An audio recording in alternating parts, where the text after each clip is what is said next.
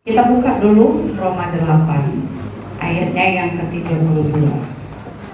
Ia yang tidak menyayangkan anaknya sendiri, tetapi yang menyerahkannya bagi kita semua, bagaimanakah mungkin ia tidak mengaruniakan segala sesuatu kepada kita bersama-sama dengan Dia?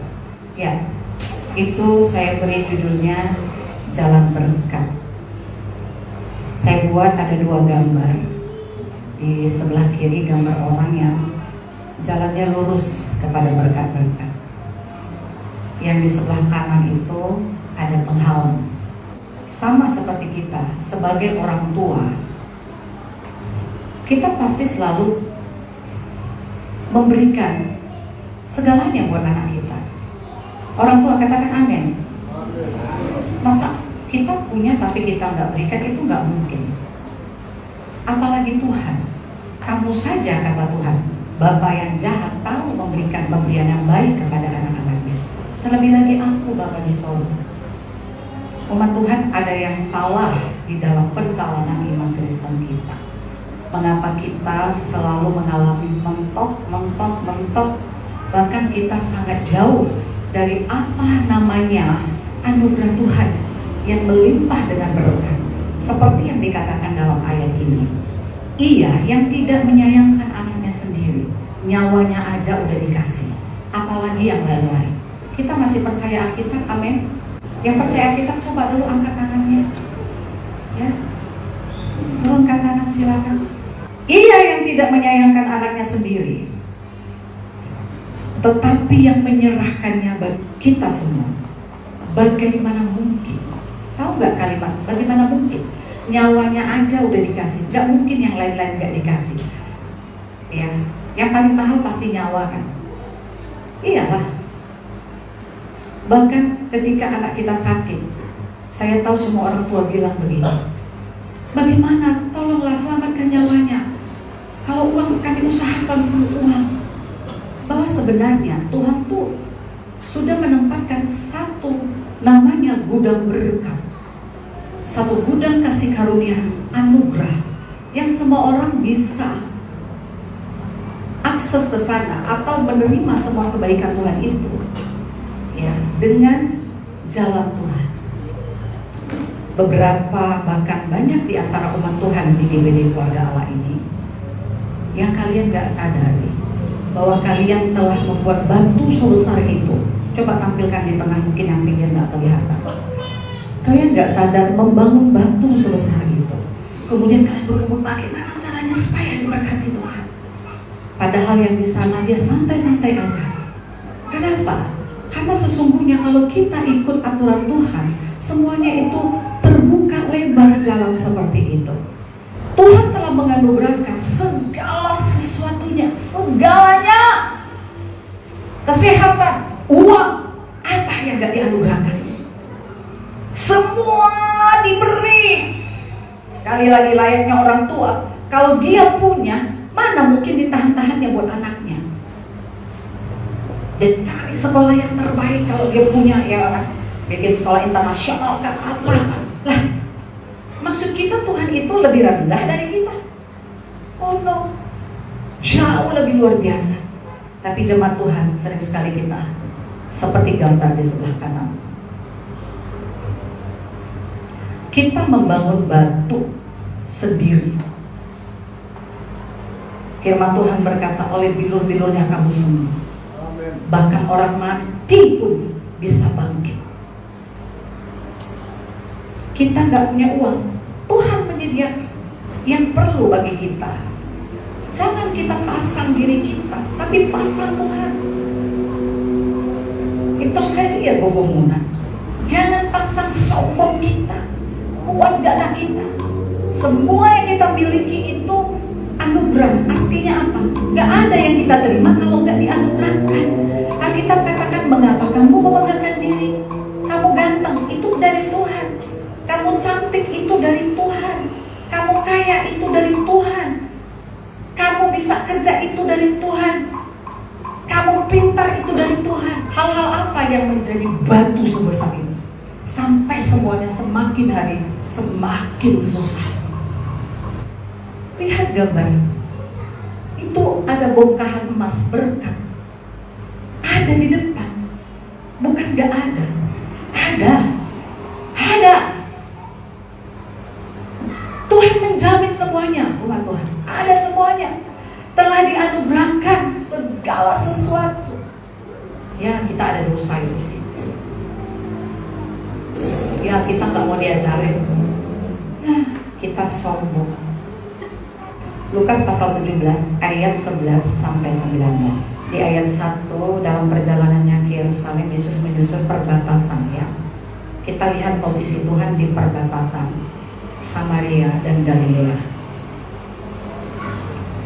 Samaria itu adalah kota yang dianggap adalah kumpulan orang-orang cemar, orang-orang fasik. Galilea itu orang-orang Yahudi. Yesus berjalan di perbatasan itu. Saya percaya sebagai Tuhan yang Maha Tahu, Dia ngerti apa yang akan terjadi, ya. Tiba-tiba datang 10 orang yang penyakit kusta, 9 orang orang Yahudi, 1 orang orang Samaria. Ketika ia memasuki suatu desa, datanglah 10 orang kusta menemui dia. Mereka tinggal berdiri agak jauh. Kenapa mereka tinggal berdiri agak jauh? Karena orang sakit kusta itu di Imamat 13 dan 14 itu ada kisah. Kalau orang sakit kusta itu tidak bisa hidup bersama manusia-manusia yang sehat. Dia diasingkan, dia dikucilkan, ibadah pun gak boleh, apa gak boleh, dia harus hidup jauh. Kemudian dia berpakaian compang-camping, rambutnya terurai, gak terurus. Kemudian dia akan berseru, menjauh, menjauh, najis, najis.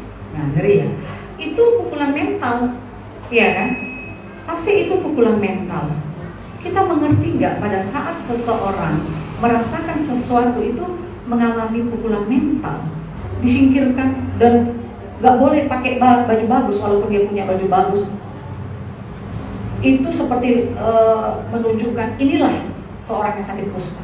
Penampilannya ini, rambutnya terurai, apa acak-acakan gak boleh diurus, bajunya harus compang-camping, dan dia berjalan, setiap kali jalan orang mendengar dan harus dari jarak jauh, ya. Najis, najis, najis. Nah, jadi kenapa 10 orang yang sakit kusta ini, katanya 10 orang kusta menemui dia, mereka tinggal berdiri agak jauh, ya. Jadi agak jauh dari Tuhan karena itu tradisinya. Kemudian mereka teriak, karena kalau jauh kan harus teriak. Mereka nggak boleh deket, apalagi pegang kaki Tuhan. Mereka tahu diri, mereka seorang kusta. Dia berteriak, Yesus Guru, kasihanilah kami.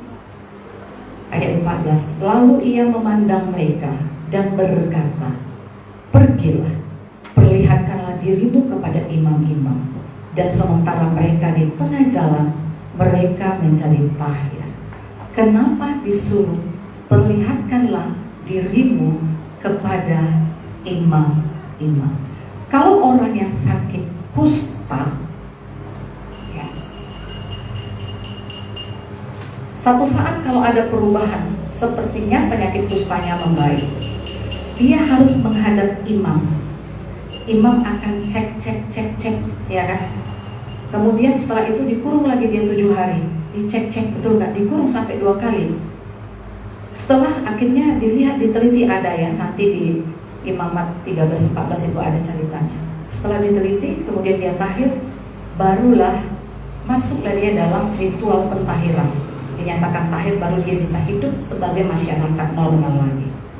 Waktu Tuhan bilang, pergilah, perlihatkan dirimu kepada imam. Maksudnya apa? Kamu udah sembuh, biar ditahirkan sama imam. Atau diteliti, pergilah, perlihatkanlah dirimu kepada imam. Mereka mendengar itu pergi semuanya. Di tengah jalan, harusnya mereka kan harus sudah sembuh dulu, harus ada tanda-tanda kesembuhan dulu, baru pergi ke imam. Tapi Tuhan berkata dalam kuasanya, pergi, perlihatkan dirimu kepada imam. Ya udah, mereka pergi. Di tengah jalan mereka langsung sembuh. Yang 9 lagi lanjut menunjukkan dirinya kepada imam. Tapi yang satu ini nanti dulu, dia berbalik sama Tuhan. Dan dia mau menaikkan syukur kepada Tuhan. Ayat yang ke-15. Seorang dari mereka ketika melihat bahwa ia telah sembuh, kembali sambil memuliakan Allah dengan suara nyaring, lalu tersungkur di depan kaki Yesus. Nah, udah berani dia tersungkur ya, gak dari jauh lagi, kata sudah sembuh, dan mengucap syukur kepadanya. Orang itu adalah seorang Samaria. Okay? Lalu Yesus berkata, bukankah ke-10 orang tadi semuanya telah menjadi kaya? Di manakah yang 9 orang itu? Tidak adakah di antara mereka yang kembali untuk memuliakan Allah selain daripada orang asing ini? Maksudnya orang Samaria itu orang asing bagi orang Yahudi ya. Ayat 19. Lalu ia berkata kepada orang itu, berdirilah dan pergilah, imanmu telah menyelamatkanmu. Ayat yang ke-19. Bukan cuma orang Samaria ini yang selamat dari kustanya, yang 9 itu juga tetap sembuh ya. Tetapi ada hal yang istimewa bagi orang yang tahu datang bersyukur. Ada hal yang istimewa. Pernyataan tahir itu tidak dari imam, tapi pernyataan tahir itu dari Tuhan. Istimewa kan? Pergilah, kamu sudah sembuh, imanmu menyelamatkan. Normalnya pernyataan tahir gak tahir itu ada proses yang panjang. 2 kali 7 hari.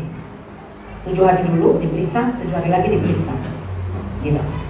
Nah ini tak pakai seperti ini, tak pakai proses-proses. Tuhan bilang, kau udah sembuh, pergilah kamu sembuh. Itu istimewa. Orang yang tahu bersyukur, hidupnya istimewa.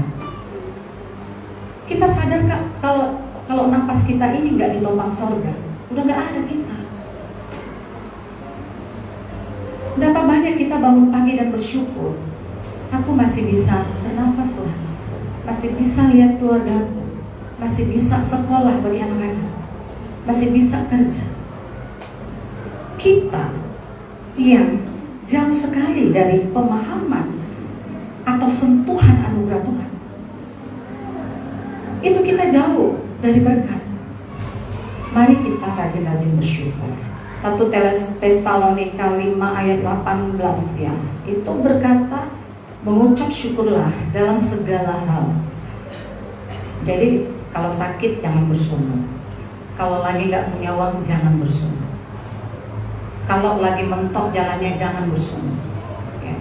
Tantang, haram bersombong. Orang Kristen haramkan bersombong, karena saat kau bersombong, disitulah kau mulai membangun batu menghalangi kasih karunia Tuhan yang dinyatakan di dalam Roma 8 ayat 32. Apapun masalah yang dibentangkan Tuhan di depan kita, haramkan bersungguh. Apa-apa bersungguh, apa-apa bersungguh. Orang yang bersungguh itu dia semakin memperkokoh batu-batu, memperkuat penghalang dia ke Tuhan. Rajin bersyukur.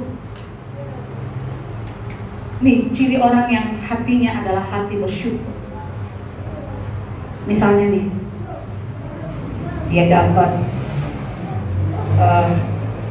kerjaan baru, terus tadinya gajinya 5 juta jadi 50 juta.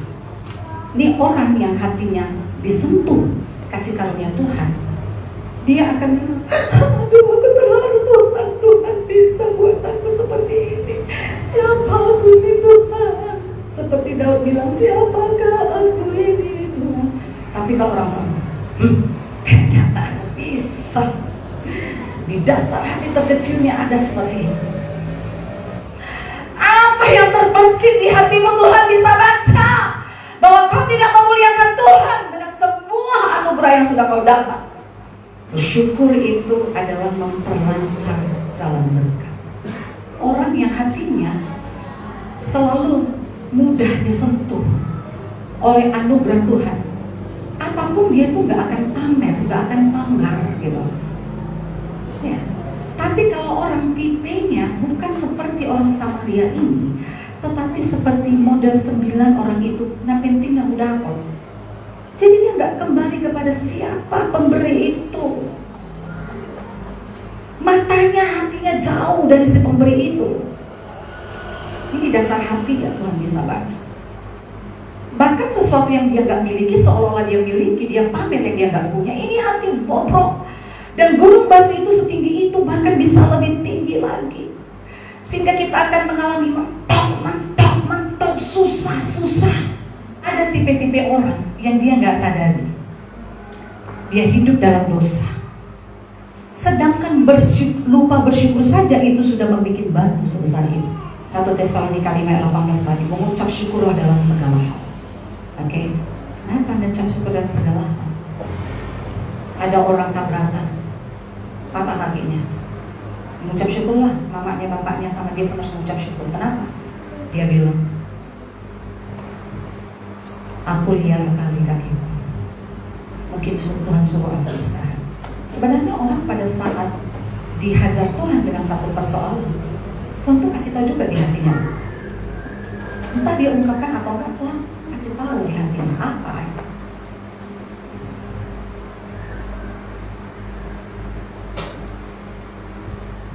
Maka kita bersyukur, kenapa? Tuhan mengalihkan jalan kita ke jalan, dari jalan yang salah ke jalan yang benar. Bagaimanapun jalan yang benar ini yang membawa kita kepada berkat-berkat Tuhan. Tuhan mau ketika kita punya persoalan, berdoa, datang kepada Tuhan. Ketika kita dalam berkat, menyanyi, juga datang kepada Tuhan.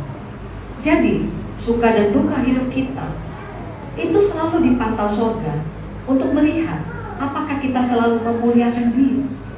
Makanya kalau hati kita dibujuk iblis untuk sombong dengan kelebihan kita, langsung bilang, semua ini dari Tuhan, pergi kau iblis. Langsung tersyukur, Tuhan aku bersyukur kepadamu untuk ini, aku bersyukur. Karena kalau Tuhan nggak mendengar ucapan syukur dari kita, dilopok Tuhan dan persediaan bagi kau. Orang yang hatinya bersyukur kelihatan dari buah hidupnya, kelihatan langkah-langkahnya. Orang Samaria itu hatinya yang kau bersyukur, langkahnya jelas, dia berbalik. Dia berbalik arah, langkahnya jelas apa yang dilakukannya. Tapi 9 orang Yahudi yang dikatakan orang beragama dan rajin dengan ritual ibadah di Yerusalem, dan dibawa teman dokter melihatnya. Orang yang tahu bersyukur, langkah-langkahnya itu jelas, tindakan-tindakannya jelas, dan sama-sama ini ya. Tapi orang yang punya prinsip, orang yang punya ketetapan hati menjadi anak Tuhan, yang tahu bersyukur. 9 orang ke sana, langkahnya jelas, balik. Apa langkahmu yang dilihat Tuhan jelas hari ini? Lengan dan karat akan merusak semua yang kau punya, yang kau tak syukuri. Kalau kita 1000 kali teriak sama Tuhan, minta tolong, harusnya 1000 kali juga kita bersyukur sama Tuhan. Si Daud itu salah satu orang yang selalu bersyukur. Makanya ada satu mazmur yang berkata, ingatlah berkat Tuhan satu persatu. Jadi Daud itu selalu ingat-ingat berkat Tuhan, didetailkannya. Satu nafas, satu kesehatan, satu anakku bisa sekolah, satu anak ini, itu didetailkannya. Ingatlah berkat Tuhan satu persatu, maka engkau akan heran akan jumlahnya. Kita sebenarnya gak akan pusing dengan hidup, karena Tuhan yang akan mengurusin kita. Seperti seorang anak, dia selagi ada bersama-sama dengan mamanya, dia gak akan pernah pusing, dibawa ke sana, dibawa ke sini, dia aman. Jiwa kita itu tenang. Kita tahu bahwa Bapa di surga mikirin semuanya lebih daripada yang sanggup kita pikirkan. Tapi ingat, jangan buat batu. Dan firman Tuhan berkata, jika umatku yang atasnya namaku disebut berbalik dari jalan-jalannya yang jahat, maka aku akan memulihkan keadaannya. Berbalik. Kalau kau tadi diiringan 9 orang yang tidak tahu berterima kasih, balik arah. Diiringan orang Samaria yang tahu berterima kasih. Jangan bilang, aku nih umat Tuhan. Buktikan. Apa buktinya kau umat Tuhan? Aku ini pelayan Tuhan. Buktikan. Ya kan? Apakah arahmu sama dengan 9 orang Yahudi itu? Kalau sama, tahu buktinya. Saya tahu bebek suka dengan gerombol-gerombol, tapi namanya Raja Wali gak suka gerombolan. Dia berani sendiri menentang arus terbang sangat tinggi. Umat Tuhan, jangan kamu jadi bebek-bebek yang suka gerombol-gerombol untuk masuk dan nyaman di dalam dosamu. Rombak itu ya. Kalau enggak hidupmu sama seperti yang di sebelah kanan itu. Tapi kalau hari ini di hadapan Tuhan kamu berjanji akan merombak.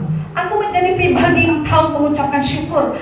Mulai dari nafas hidup, anugerah Tuhan ini itu. Sekali lagi saya sampaikan, haramkan dari mulutmu untuk bersungut. Sekalipun dalam persoalan, perbanyak mengucap syukur. Sekali lagi mengucap syukur dalam, boleh saya dengar dalam apa, Mak Tuhan? Dan saudara, kalau kamu bilang kamu mau bersyukur, tunjukkan. Akan beda dengan orang yang gak bersyukur. Sekali lagi, 9 yang tak tahu bersyukur, tindakannya ke sana. 1 orang yang tahu bersyukur, tindakannya ke sana. Tunjukkan tindakanmu yang bisa dilihat oleh Tuhan dan bisa dilihat oleh pengembalaan. Tidak sama dengan bebek-bebek, tapi jadilah Raja Wali. Karena Tuhan mau kita menjadi Raja Wali yang semakin mengembangkan kepak sayapnya itu terbang semakin tinggi. Belajar bersyukur, itu namanya orang tahu diri. Ya, jadi kekristenan itu nggak usah heboh-heboh, bring apa, tapi kerjakan kebenaran yang Tuhan. Amin.